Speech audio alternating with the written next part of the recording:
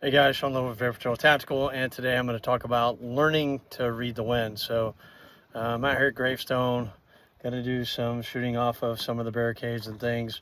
But one of the things that I do whenever I want to get a wind reading is, especially if you're trying to learn how to read the wind, is I'm going to do a 30-second to a 1-minute wind evaluation, right, on my own. And then I'm going to compare that to what something like a wind meter is going to give me. So I've got this little Brunton pocket weather station that I have. So I'm going to compare what I think is 30-second evaluation, and then I'm going to compare it high, low, and average of what I think the wind is, and then I'll compare it to what the Brunton gives me. And that way, I take my educated guess before I actually look at what the meter's saying. All right, so I'm thinking that my low is 3 miles an hour. I'm thinking that my high is 8 miles an hour. And then we'll say 4.5 is going to be the average. So I'm going to hold my wind meter up here into the wind. I'm going to make sure I'm trying to face as good into the wind as I can possibly get. And wait for that 30-second window to go by and see if I get the same kind of wind evaluation. So the wind is blowing in my face right now, and I've got the meter facing y'all, so I can't tell what it's actually reading. But it's stayed fairly consistent at what I think is 3 or 4 miles an hour. And then after I get about a 30-second reading on it, then I'll turn around and look and see what it gives me. So it pretty much was 3 or 4 miles an hour, and it's coming from straight in my face, pretty much. A little variance off to the side, but if I'm facing the range, then it's coming from like a 9:30, 10 o'clock position. So when I start shooting at these targets, that's what I'll factor in, is my angle of degree and then what my average wind is. So I'm going to have this thing facing into my face so I can actually read it. And so high is 8, getting up to 9. It's averaging 8.5 right now.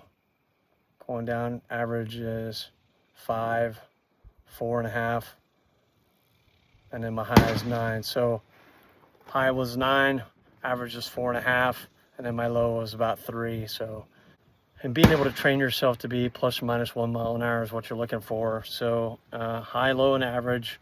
And then what you'll find out is when you first start doing this, where you're trying to evaluate what you're doing with the wind meter, and it doesn't have to be this, it could be a Kestrel. I've used Kestrels before. They're perfectly fine for doing this. They're a little bit larger than this. I like this because I can just stick it in my front pocket and carry it around wherever I want to.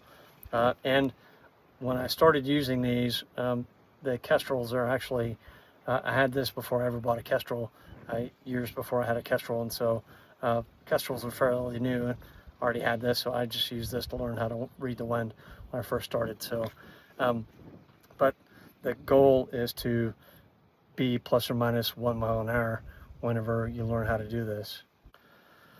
So when you first start out, you're going to probably figure out that you're going to completely overestimate the wind. And the goal is to know how much that is. So if I guess that it's 12 miles an hour and it's 8 miles an hour, well, I'm overestimating by 4 miles an hour. So what I'm going to do is the next time I go out and I do this evaluation, step out of my house, I'm at work, I'm doing whatever, and I do a wind evaluation the next time I go out. If I consistently am 4 miles an hour over, if I do this half a dozen times and I'm consistently 4 miles an hour over, that's called a pattern, right? And I'm going to take that 4 miles an hour, and my next one, I'm going to knock that 4 miles an hour off. So I'm going to say, I'm estimating it to be 15 miles an hour. I'm 4 miles an hour over, so I'm going to say, so I'm going to be 11 miles an hour. And then I'm going to hold my wind meter up, and then hopefully I'll be within that 1 mile an hour of what the wind meter says. So you kind of learn what you're overestimating, what you're underestimating, and then you learn to estimate appropriately, and that's how you learn how to call the wind. And then the ultimate goal is to go out with no wind meter and just go to the range and go estimate what is going on at my position, estimate here, and then when I get on glass and I look down range, I want to match what I'm feeling here to what I'm seeing down range. If it's blowing here and it's not blowing down there, then I have to come up with a different formulation of what I'm going to do. So I'm going to confirm downrange of what I'm feeling here. So, but the goal is, again, to be plus or minus 1 mile an hour and be as accurate as possible, and then be able to do it with no tools. Come out to the range, estimate the range, put the elevation, put the windage in my gun, and see if I can get a first round hit on my target at some sort of distance. I like 500 yards, 800 yards. If you could push it out to 800 yards and get consistent first round hits, call in your wind. Now, if you go out on 0 wind days, that doesn't really do you any good, right? So make sure you're going out on windy days, days that have some wind, and then making sure that you go out on consistent days and you go out on inconsistent days. Wind switches, so being able to pick up on wind switches. So when the wind switches directions on you, changes directions from you, picks up, lets off, right? So all those windage factors are things that you need to learn to pick up on, right? So if I estimate all my windage and I get on the gun and start to take a shot and then the wind dies, I have to be conscious of that. And it may have died here, but it didn't die downrange. So what am I doing? So how am I compensating for that? So all those little nuances of learning to call the wind is your goal. Because I have everybody comes out and they dial on the exact clicks of what they need for elevation, and then they won't put anything in for windage. And the wind is obviously blowing, and then they miss all their targets, and you got to put something in for wind. Another easy way is to go off of Todd Hodnett's quick wind formula.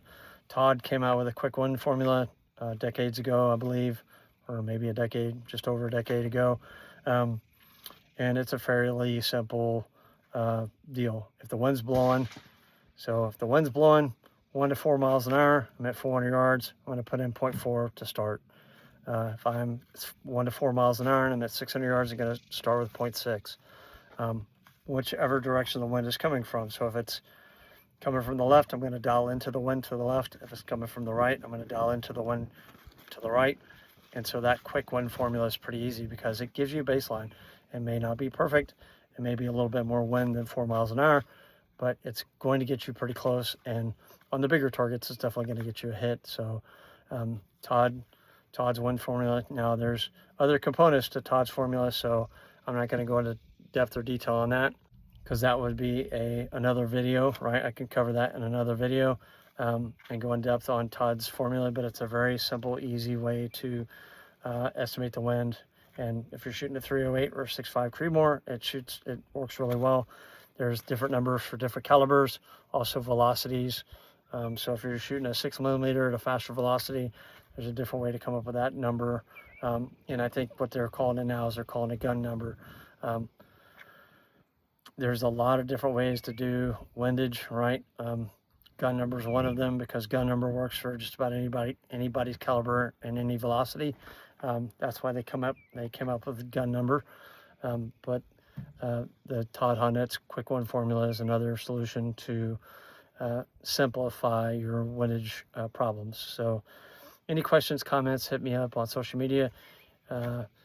You can comment here, comment below. Make sure you like and subscribe if you like what I'm putting out for content. Try to get some video of me running through a solution and see if I get first round hits on targets at distance. All right, so I've got this lane that I want to shoot at. There's 4 initial targets. There's a plate rack off to the right, and then there's a small silhouette back there, kind of middle of the lane. And then there's another one that's even further back, and there's a 2 target set way back there in the back. So I'll try to get some arrows on there so you guys can see. I believe it's 700 yards. I'm going to try to estimate my windage, which again is, I believe it's 4 miles an hour right now. And so there's a coyote, another coyote to the left. There's 2 silhouette targets and a pair of targets there. And I believe that's 700 yards. So I'm going to try to get an impact on that 700-yard target from this platform right here.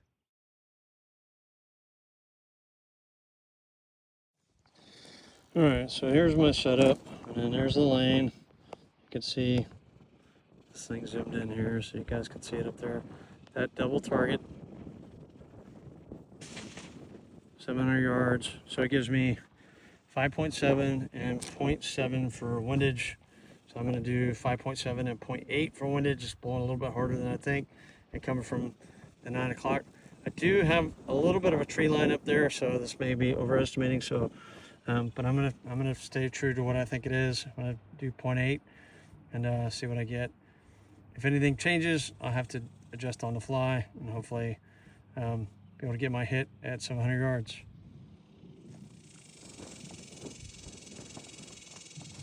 All right, 700 yards on the target. Just relax real quick. All right. That's a decent sized target there. Nice backstop with the berm. All right, so I'm gonna aim center. Let's see what we get. All right, so saw splash, and I'm still about 0.6 right.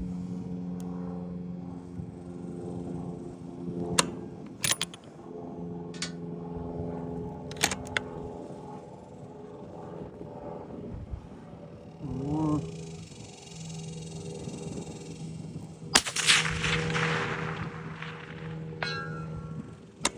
Nice impact. All right. So second round hit, so I didn't have enough windage. All right, so we reworked the wind, and it came up to be about 7 or 8 miles an hour. So we're gonna look at this and see what we got going on. Average is 7, 6.5, 7.5, 8. Okay, so rework the ballistic gap. And so I'm going to go to a further target and see if I can't get a hit on that with the new corrected windage and see if that matches up or not. All right, 900 dialed in at 8.8 for elevation and 1.2 for windage. It's gusting a little bit.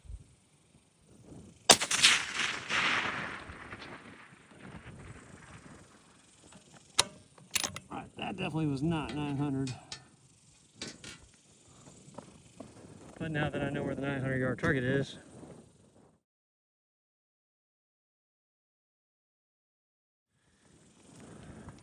we're going to reattempt that. All right, so it's not the far left-hand one, it's the berm before it. This could be 900. So it's got a pair of targets on there. It's got a big and a small. It's got a big and a small. So that's going to be the 900 yard target right there.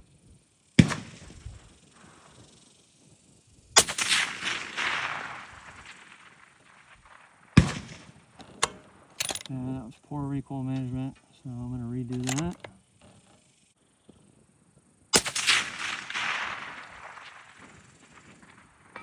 Impact. All right. 2 in a row and it counts.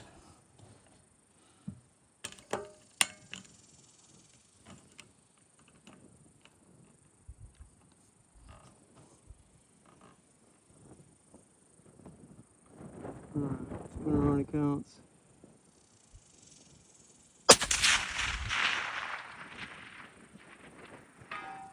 All right. That was good. All right. So I'm at 1.8. That windage right there. Okay, so the windage on that 900 yard target was definitely picking up and letting off. The last impact that I got on there was on the very right hand edge, and the other impact that I got was like inside left lung as far as the impacts go. So definitely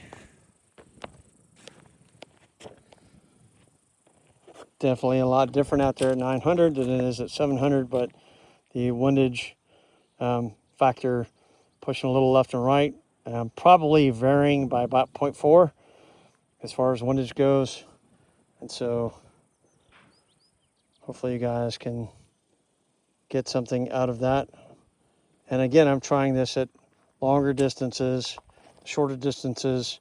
Once you get past 800 yards, your marksmanship has to be a lot better, as well as your wind calling capability.